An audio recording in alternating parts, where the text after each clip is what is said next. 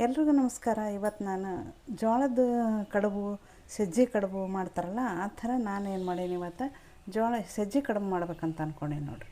ಈ ಸಜ್ಜಿ ಕಡುಬಿಗೆ ಸಜ್ಜಿ ಹಿಟ್ಟು ಬೇಕು. ಜೋಳದ ಕಡುಬು ಮಾಡಿದರೆ ಜೋಳದ ಹಿಟ್ಟು ಬೇಕು.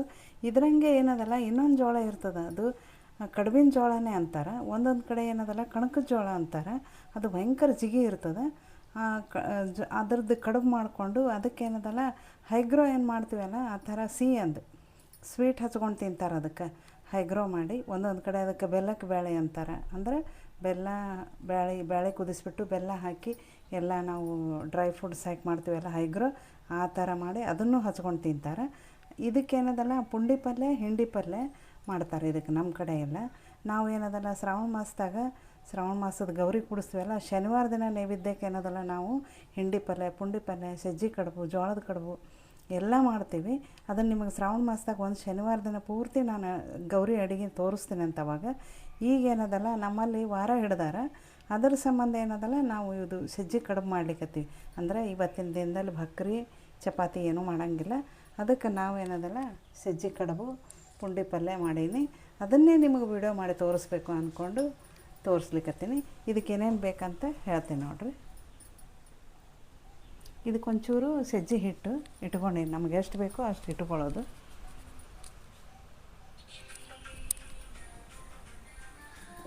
ಆಮೇಲೆ ಇದಕ್ಕೇನದಲ್ಲ ಒಂಚೂರು ಎಣ್ಣೆ ಹಾಕಬೇಕು, ಒಳ್ಳೆಣ್ಣೆ ಹಾಕಿ ಆಮೇಲೆ ಏನದಲ್ಲ ಇದಕ್ಕೆ ನಮಗೆ ರುಚಿಗೆ ತಕ್ಕಷ್ಟು ಉಪ್ಪು ಹಾಕ್ಕೋಬೇಕು.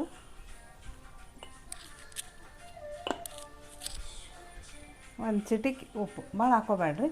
ಯಾಕಂದರೆ ಪುಂಡಿ ಪಲ್ಯಕ್ಕೆ, ಹಿಂಡಿ ಪಲ್ಯಕ್ಕೆಲ್ಲ ಉಪ್ಪು ಇರ್ತದಲ್ಲ, ಅದರದಿಷ್ಟು ಉಪ್ಪು ಇರ್ತದೆ. ಈಗ ನೋಡಿರಿ ಇದನ್ನು ನಾದ್ತೇನೆ ನೋಡಿರಿ. ಗಟ್ಟಿಯಾಗಿ ನಾದ್ಕೊಂಬಿಡೋದು. ಪೂರ್ತಿ ಗಟ್ಟಿನೂ ನಾದ್ಕೋಬಾರ್ದು, ಯಾಕಂದರೆ ಭಾಳ ಗಟ್ಟಿ ಆದರೆ ಬಿರುಸಾಗ್ತಾವೆ ಕಡುಬು. ಸ್ವಲ್ಪ ಮಿದು ನಾದ್ಕೊಂಡ್ರೆ ಹಿಟ್ಟು ಚೆಂದಾಗಿ ಆಗ್ತವೆ. ಇದು ಜಿಗಿ ಇರ್ತದೆ ಹಿಟ್ಟು.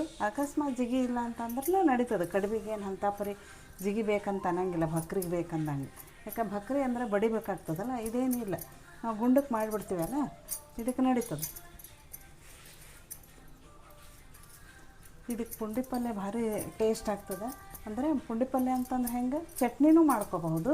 ಆಮೇಲೆ ಬೇಳೆ ಇಟ್ಟಿರ್ತೀವಲ್ಲ, ಈಗ ಮೆಂತ್ಯ ಪಲ್ಯ ಹಾಕಿದ್ದು, ಪಾಲಕ್ ಹಾಕಿದ್ದು ಮುದ್ದೆ ಪಲ್ಯ ಮಾಡ್ಕೋತೀವಲ್ಲ, ಆ ಥರ ಮುದ್ದೆ ಪಲ್ಯ ಮಾಡೀನಿ ನಾನು. ಬೇಳೆ ಹಾಕಿ ಪುಂಡಿ ಪಲ್ಯ ಅಂತಾರೆ, ಮುದ್ದೆ ಪಲ್ಯ ಅಂತಾರೆ. ಆಮೇಲೆ ನುಚ್ಚು ಹಾಕಿದ ಪುಂಡಿ ಪಲ್ಯನೂ ಮಾಡ್ತಾರೆ. ಅದು ಭಾರಿ ಮಸ್ತ್ ಆಗ್ತದೆ ನುಚ್ಚು ಹಾಕಿದ ಪುಂಡಿ ಪಲ್ಯ. ನಿಮಗೆ ಅದನ್ನು ಒಂದು ಸಲ ತೋರಿಸ್ತೀನಿ, ಅದು ನುಚ್ಚು ಹಾಕಿದ ಪುಂಡಿ ಪಲ್ಯ. ಅದಕ್ಕೆ ಜೋಳದ ನುಚ್ಚು ಬೇಕು, ಕಡಲೆಬೇಳೆ ಬೇಕು, ಆಮೇಲೆ ಶೇಂಗಾದ ಕಾಳು ಎಷ್ಟು ಹಾಕ್ತೀವಿ ಅಷ್ಟು ಟೇಸ್ಟ್ ಬರ್ತದೆ. ಅಪೂಟ ಕಡ್ಲಿನೂ ನೆನೆ ಹಿಟ್ಟು ಆ ನುಚ್ಚಿನ ಜೊತೆ ಕುದಿಲಿಕ್ಕೆ ಹಾಕ್ಬೋದು, ಅದನ್ನು ಟೇಸ್ಟ್ ಆಗ್ತದೆ. ಈಗ ಇದ್ರಾಗ ಎರಡು ನಮೂನಿ ಕಡುಬು ಮಾಡ್ತಾರೆ.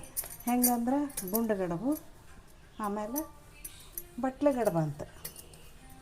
ಅಂದರೆ ಅವ್ರವ್ರು ತಿನ್ನೋರು ಇಷ್ಟ ಆದಮೇಲೆ ಎರಡು ಥರ ಮಾಡ್ತಾರೆ. ನಾನು ಆ ಥರ ಎರಡು ಥರನೇ ನಿಮಗೆ ಮಾಡಿ ತೋರಿಸ್ತೀನಿ ನೋಡಿರಿ. ಒಂದು ಅಳತೆ ಕಟ್ ಮಾಡ್ಕೊಂಡ್ಬಿಡ್ತೀನಿ ನಾನು, ಅಂದ್ರೆ ಜಲ್ದಿ ಆಗುತ್ತಂತ. ಈ ಥರ ಚಾಕು ತಗೊಂಡು ಕಟ್ ಮಾಡ್ಕೊಂಡ್ಬಿಟ್ವಿ ಅಂದರೆ ಬಡ ಆಗುತ್ತೆ.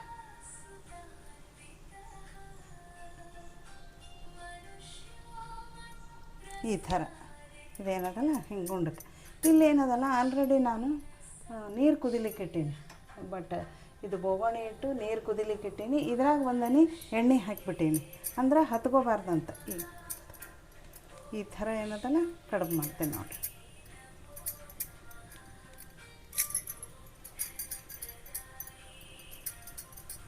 ಎಷ್ಟು ಚಂದ ಆಗ್ತಾನೆ ಈ ಥರ ಜಾಮೂನ್ ಥರ.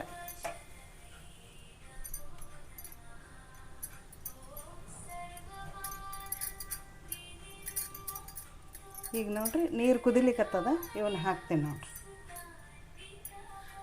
ಈಗ ನೋಡಿರಿ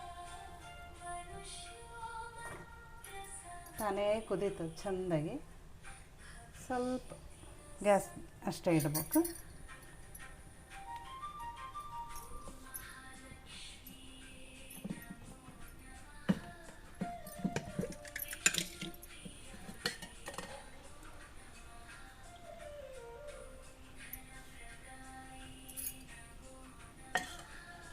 ಅವ್ರು ಯಾರೋ ಅಂದ್ರಲ್ಲ ವೇದ ವೀಣ ವಿನೋದ ಅನ್ನೋರು ಮೊನ್ನೆ ನಾ ಮಾದಲಿ ಮಾಡಿ ತೋರಿಸಿದ್ನಲ್ಲ, ಅವತ್ತು ನಿಮ್ಮ ತವ್ರ ಮನೆ ಯಾವುದು ಅಂತ ಕೇಳಿದ್ರೆ, ನನ್ನ ತವ್ರ ಮನೆ ಯಾದಗಿರಿ ಡಿಸ್ಟಿಕ್ಕು ಸುರಪುರ ತಾಲೂಕು ಕೊಡೇಕಲ್ಲು ಅಂತ ಊರು ಬರ್ತದೆ. ನೀವು ಕೇಳಿರ್ಬೋದು, ನಾರಾಯಣಪುರ ಡ್ಯಾಮ್ ಏನು ಬರ್ತದಲ್ಲ ಅದ್ರ ಸಮೀಪಕ್ಕೆ ನಮ್ಮ ಊರದ ಕೊಡೇಕಲ್ಲು ಅಂತೇಳಿ. ಅಲ್ಲಿ ಬಸವಣ್ಣ ಇಬ್ಬರು ಬಸವಣ್ಣದೇವರು, ಪ್ಯಾಟಿ ಬಸವಣ್ಣ, ಊರಾಗಿನ ಬಸವಣ್ಣ ಅಂತ ಇಬ್ಬರು ಬಸವಣ್ಣ. ದೀಪಾವಳಿ ಮುಂದೆ ಆಮೇಲೆ ಯುಗಾದಿ ಮುಂದೆ 2 ಸರ್ತಿ ಜಾತ್ರೆ ಆಗ್ತದೆ. ಅಲ್ಲಿ ನಾವು 2 ಸರ್ತಿನೂ ಆ ಮಾದಲಿ ಮಾಡಿ ನೈವೇದ್ಯ ಕೊಡ್ತೀವಿ. ಅದಕ್ಕೆ ನಾನು ನಮ್ಮ ತವ್ರ ಮನೆ ಸುದ್ದಿ ಹೇಳಿದ್ದೆ. ನೀವು ಕೇಳಿಸ್ಕೊಡ್ತೀರಿ, ಮುಂದಿನ ವಿಡಿಯೋದಾಗ ಇದನ್ನು ನೋಡ್ತೀರಿ, ಕೇಳಿಸ್ಕೊತೀರಿ ಅಂತ ಅಂದ್ಕೊಂಡೀನಿ. ಇದೇ ಥರ ನೀವು ಕಮೆಂಟ್ ಮಾಡುತ್ತಾ ಬರ್ರಿ.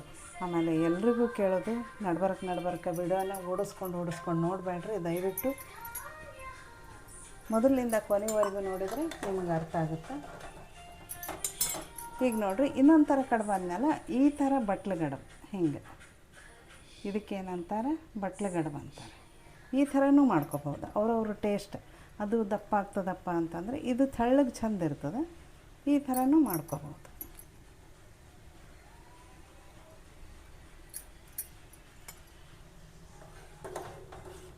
ಈ ಥರ ಕುದೀತದೆ. ಈಗ ಇದು ಕುದ್ದದ ನೋಡ್ರಿ ಕಡುಬು, ಬಟ್ಲು ಗಡುಬನ್ನ ಹಾಕೀನಿ. ಈಗ ಇದನ್ನು ಹಾಕಿ ನೋಡ್ರಿ, ನಾನು ತೆಗೆದು ತೋರಿಸ್ತೀನಿ ನಿಮಗೆ. ಗ್ಯಾಸ್ ಆರಿಸಿಬಿಡ್ತೀನಿ.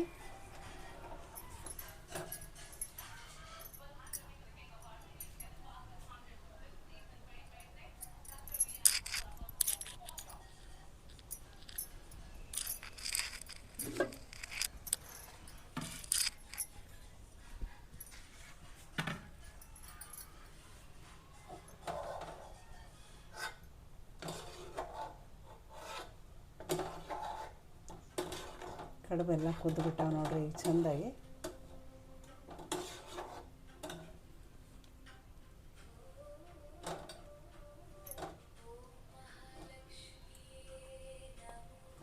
ನೋಡ್ರಿ ಈ ಥರ ಕಡುಬು ಆಯ್ತು ನೋಡ್ರಿ, ರೆಡಿ. ಏನು ಬಳತೇನು ಇಡಂಗಿಲ್ಲ ಈ ಕಡುಬು. ಇದು ಬಟ್ಲು ಗಡುಬು.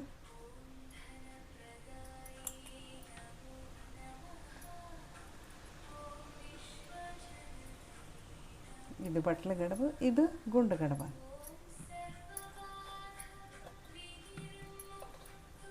ನಮ್ಮ ಮನೆಗೆ ಎಷ್ಟು ಮಂದಿ ಇದ್ದೀವಿ ಅದ್ರ ಮೇಲೆ ನಾವು ನೋಡ್ಕೊಂಡು ಮಾಡ್ಕೋಬೇಕು. ನಾವು ಇಬ್ಬರೇ ಇದ್ದೀವಲ್ಲ, ಅದರ ಸಂಬಂಧ ನಾನೇನದ ಇಷ್ಟೇ ಮಾಡೀನಿ. ನಾನು ಇಬ್ಬರದ್ದು ಮಾಡೀನಿ.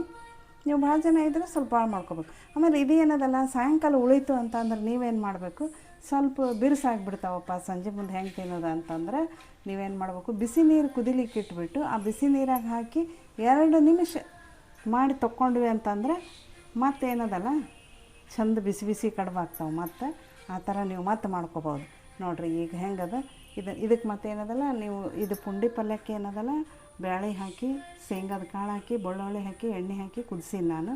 ಮಸ್ತಾಗಿರ್ತದೆ ಇದು ಮುದ್ದೆ ಪಲ್ಯ. ಇದನ್ನು ನೋಡಿರಿ, ನೀವು ಒಂದು ಸಲ ಮಾಡಿ ನೋಡಿರಿ. ಈಗ ಶೇಂಗಾದ ಕಾಳು ಅದು ಎಲ್ಲ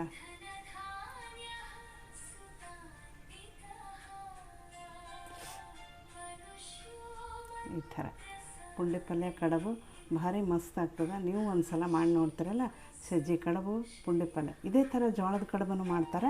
ನಾನೇನದಲ್ಲ ನಿಮಗೆ ಶ್ರಾವಣ ಮಾಸದಾಗ ಶನಿವಾರ ದಿನ ಗೌರಿ ನೈವೇದ್ಯಕ್ಕೆ ಮಾಡ್ತೀನಿ. ಆ ಟೈಮ್ನಾಗ ನಿಮಗೆ ವಿಡಿಯೋ ಮಾಡಿ ತೋರಿಸ್ತೀನಿ ಅಂತ ಮತ್ತೊಂದು ಸಲ.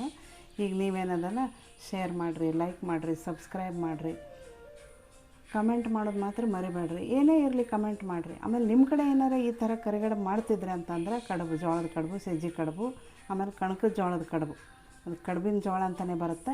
ಆ ಥರ ಮಾಡ್ತಿದ್ರೆ ನೀವು ಏನದಲ್ಲ ನನಗೆ ತಿಳಿಸುತ್ತೆ ಬರ್ರಿ. ಆಮೇಲೆ ಇದನ್ನು ಮಾಡಿ ನೋಡ್ತಿರಲ್ಲ ಒಂದು ಸಲ, ಟೇಸ್ಟ್ ಹೆಂಗೆ ಬಂತಂತೇಳಿ ಮಾಡ್ಕೊಂಡು ತಿಂದುಬಿಟ್ಟು ನನಗೆ ತಿಳಿಸುತ್ತೆ ಬರ್ರಿ. ಮತ್ತೆ ಸಿಗೋಣ ನಾಳೆ ಮತ್ತೊಂದು ಒಳ್ಳೆಯ ವಿಡಿಯೋದೊಂದಿಗೆ. ಅಲ್ಲಿವರೆಗೂ ಧನ್ಯವಾದಗಳು.